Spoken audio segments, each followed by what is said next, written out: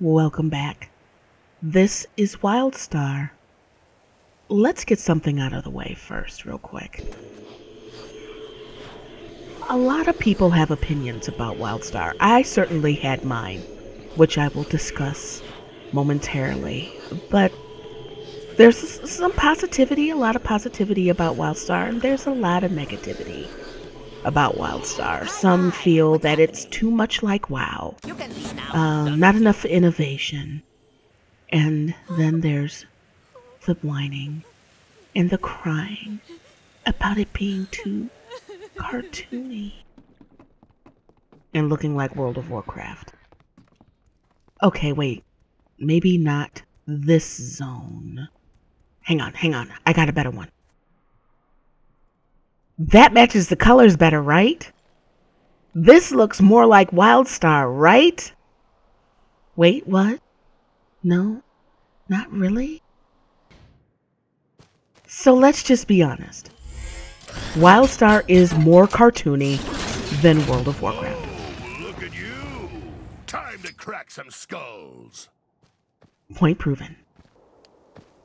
But does that mean that the game is not worth playing? Absolutely not. Oh wow, I hit the wrong button and that was a completely wasted ability. But that goes to prove another point is that WildStar combat is very different from World of Warcraft. If you're used to tab target, this is not the game for you. This is a much more interactive, skill-based combat system. You're gonna die. You're gonna die a lot. You're gonna get frustrated. The developers have said they're not going to nerf the game. You're gonna... Wow, there was a big boom outside. You're gonna have to either reach up to the bar, or you're gonna have to be frustrated in game, or you're gonna have to leave the game, but nerfing the content isn't one of those options. That makes it very different from World of Warcraft. Now, I mentioned that I had my issues with the game. And it wasn't the game, it was the management decisions that were made regarding the game. For those of you that did not see those videos, the problem that I had was Elder Scrolls and WildStar were having beta access weekends around the same time. And for people in my industry or people that were just interested in the games, your weekends were sucked up for months, bouncing in between these games. To get access to these weekends, you had to buy the game, which I refused to do in both cases. I didn't buy Elder Scrolls until a couple of days before launch. What ends up happening with these beta weekends is that they always have open beta and, you know, a greater access because, you know, that paywall that you put in between doesn't usually give them enough to be able to do real testing for launch day. Because there's people that simply will not pre-order the game until they have a better idea, which is smart, of how the game is going to be when released. So what caused me to turn around a bit? They did a 6-hour, I kid you not, Q&A on Twitch.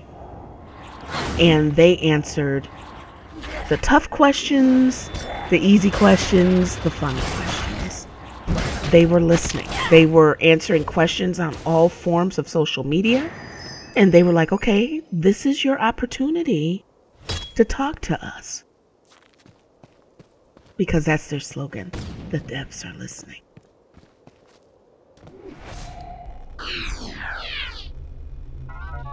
The sheer geological variety on the surface of the planet is awe-inspiring, a testament to the titanic forces unleashed during its formation. The more time I spend here, the harder it is to imagine the planet's fate, once we have achieved the ultimate goals of the project. Alrighty then. Yeah, so that's what they did. And I was able to vent a lot of the frustration and ask questions. And unlike ArcAge, where I ask a question and get bullshit in return, or worse than that, silence, no response, they gave me responses. And some of them weren't easy, but they gave them. And that is what turned it around for me. One of the issues that I think companies need to do is realize that all companies, there isn't one that's perfect, because they're run by humans and humans make mistakes. But it's how you rectify the mistake is what usually the end user will remember. If you come in with a broken car and the car is a day late in getting fixed, but that car drives better than it did when they bought it, what are they going to remember? That it was late? Or that they love the way that car drives now? You see what I'm saying? There is a way to turn things around. And for me, that's what car buying did. They turned it around for me. So I may not be in the game on launch day, because their launch day is 3 days before my birthday. So depending on what I'm doing for my birthday will depend on whether I'm in the game, at launch. I may be, in the game a week after. It depends. But I will definitely be playing WildStar because I want that challenge. I want to... it's refreshing to hear a developer say, well, you know what? You're just going to have to get better. End of story. I like that. It's not to say that there's no place for casual games or casual gamers. That's not the case. But to me, I have no problem with pushing my boundaries and having being wall smacked a couple of times with a challenge. That's why I solo dungeons, is because I want the challenge. I don't want the frustration of doing it with other people.